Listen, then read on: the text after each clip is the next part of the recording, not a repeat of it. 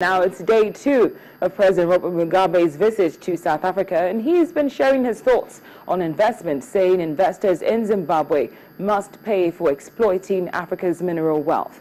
The veteran leader, in power since independence from Britain in 1980, has approved a law obliging foreign-owned firms, including mines, to sell at least 51% of ownership to black Zimbabweans. After trade talks with South African President Jacob Zuma, where ministers from both countries signed bilateral agreements, he explained that companies are drawing resources that cannot be replaced and leaving holes in Zimbabwe.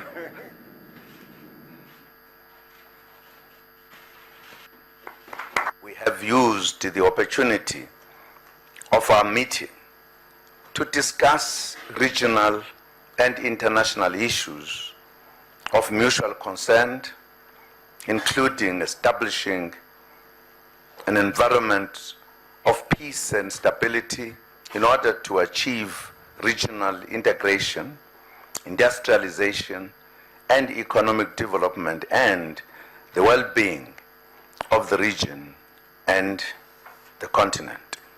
We who are owners of natural resources must at least have 51% of the earnings of that company, and we allow the company 49%, where is natural resources.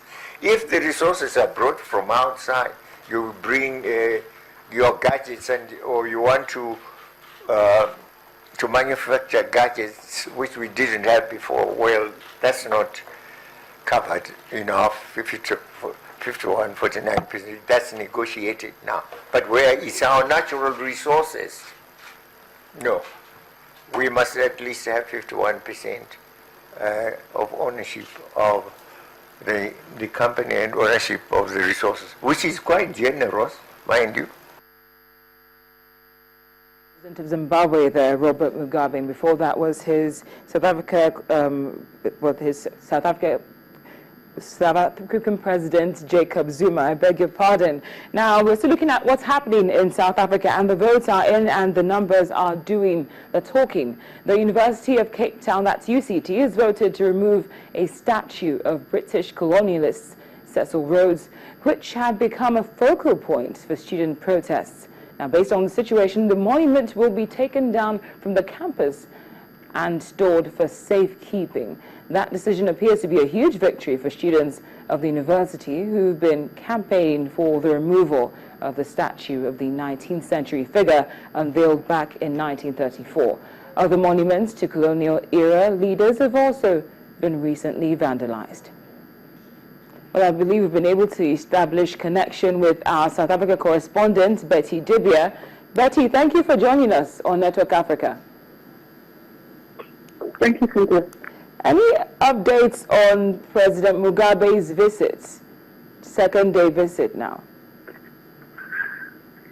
Well, Mugabe, I think we more or less have finished what we have to do, because even the South African president is attending other events. But I think apart from the business meeting, between the business groups from both sides, we had, I think he was expected to visit the Hector Peterson Museum. It's an apartheid museum, the struggle against apartheid museum. One of those, if you know Hector Peterson, if you talk about June 16, 1976, there is an iconic picture of a young boy who was being carried, shot dead by the police.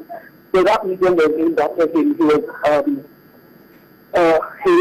supposed to, I'm sure he has visited the museum today, and then the business meeting. I think the visit more or less ends today.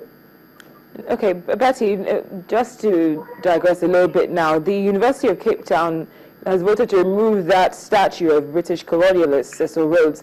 How have they finally removed the statue, or is it still standing, even though it's supposed to be removed today or taken down today? The agreement after the unanimous vote was for it to be removed at 5 p.m. local time. That's about now. So you have a group of people waiting. It's about now being removed, but I think it's still standing that they're expected to remove it today, because that was the decision. Cecil Rhodes, the British colonialist, the businessman and all that. He didn't live for too long, but He established a lot of things, the slave master and all that, but he's buried in Zimbabwe. But he has a lot of structures here because this is where if you know, Zimbabwe was formerly called Rhodesia among the other countries around, so that's where it comes from. And it was buried in Zimbabwe. Yesterday, Robert Mugabe was talking about it. I said, everybody calm down, apartheid is dead and buried. We have it buried in our country, you have the statue, but everybody calm down, just get over it. You know, so I know there are other statues like Paul Kruger and some others that they're campaigning against, but it goes beyond the statue. You know,